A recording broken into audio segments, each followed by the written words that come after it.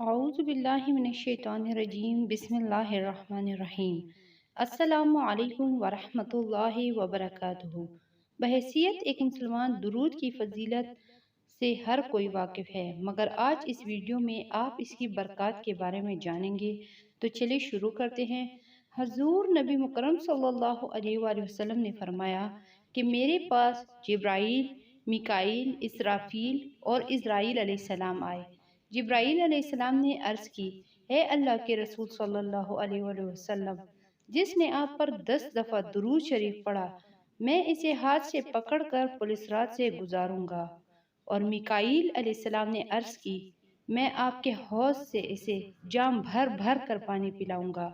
اسرائیل علیہ السلام نے عرض کی کہ میں اللہ کی بارگاہ میں سجدہ ریز ہو جاؤں گا اور اس وقت تک اپنا سر سجدے سے نہیں اٹھاؤں گا جب تک اللہ اس کے گناہ معاف نہ فرما دے۔